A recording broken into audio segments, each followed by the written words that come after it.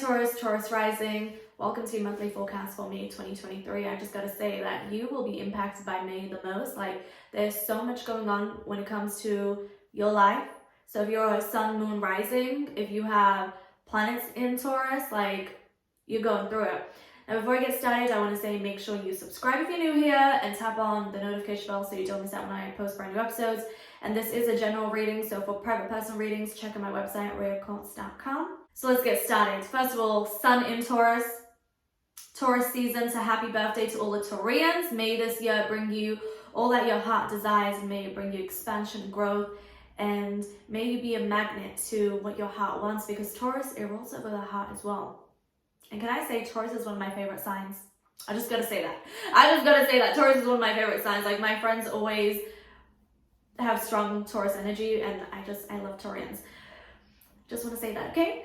So you got the sun in Taurus, Mercury's gonna go direct in your sign. We're gonna have a lunar eclipse in Scorpio, new moon in your sign. Jupiter will also be entering your sign. So Taurus, like, your life is gonna change this month. Like, you're gonna go through significant shifts, and when it comes to like 20 years later in the line, you're gonna look back and you're like, oh, I remember when da-da-da-da happened, and my life completely went through a huge significant change. Like, yep, it's coming for you. Okay, let's get started. So May the 1st, Pluto will go retrograde all the way till October the 10th. And in June, it will go back into Capricorn. So right now it's on the cusp at 0 degrees of Aquarius, on the cusp of your 10th house. So this is going to be a time where you're going to have to go back into your underworld and really reflect about the last 15 years and all that you learned, all that Pluto has been teaching you when it comes to travel, learning, education, teaching, your spiritual beliefs and philosophies. If traveling was significant for you for the last 15 years, or if you were in education, or if you were teaching, or if you were just waking up spiritually. Now, overall, I would assume if you have this, you will have been going through huge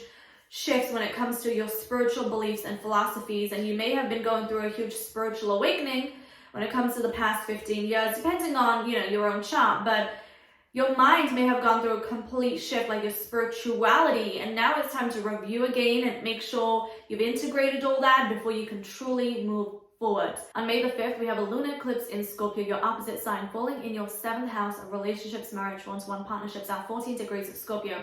So if you have anything at Scorpio or Taurus, or even Aquarius or Leo at 14 degrees, around 14 degrees, or even exact, this will impact you the most. Now, generally speaking, this is going to be in your 7th house of relationships, marriage, and one-to-one partnerships. So you will be going through a karmic ending or release or letting go. Something is going to transform this area of life because it's a lunar eclipse in Scorpio. And this is a death and rebirth cycle that you're going through in this area of life. May the 7th, Venus enters Cancer in your 3rd house of communication, and also learning, siblings, your neighborhood, and travel. So during this time, you may have some heartfelt communication with others. And because Venus is in Cancer, Venus is a goddess of love. Cancer is an emotional sign. It's about emotion, sensitivity. The 3rd house is communication. So because you're just going to have the lunar eclipse on May the 5th in your 7th house, and then you have Venus, a goddess of love, in your 3rd house, there may be a lot of heart-to-heart conversations, and these conversations may have to do with other people, relationships, love, or if you're in a marriage with your partner, because Venus is a goddess of love. In Cancer, it's about emotions and sensitivity and releasing, speaking from your heart, and then letting things out. Like the moon, you're going to feel so sensitive, and like you need to release, you need to speak up, and that's because you also have Mercury in retrograde that's going to go direct on the 14th. So when it comes to reviewing and reflecting every area of your life, but especially when it comes to other people and relationships, this is huge. So Mercury will go direct on May the 14th. So this area of life will clear away. And then on May the 16th, Jupiter will enter your sign. Jupiter is a planet of expansion, growth, abundance, and blessings. Moving into your sign, if you play by the cosmic rule book and you flow with nature, Jupiter will bring you the abundance and the blessing you require in your life, that you desire. It will bring new opportunities. It will bring you new changes and new shifts, and it's going to be opposite your 7th house. So this is like a new beginning. You may have just a new mindset. You may just feel a huge energetic shift in your life when Jupiter enters your sign. And may it bring you all the abundance and the growth that you're seeking, Taurus, because you're going through it. I mean, the lunar eclipse in Scorpio, in your opposite sign, Uranus and Taurus, like you are going through huge, huge changes. So Jupiter entering your sign is a positive because it's definitely going to bring you something new in your life, a change that you need, that your soul wants you to experience.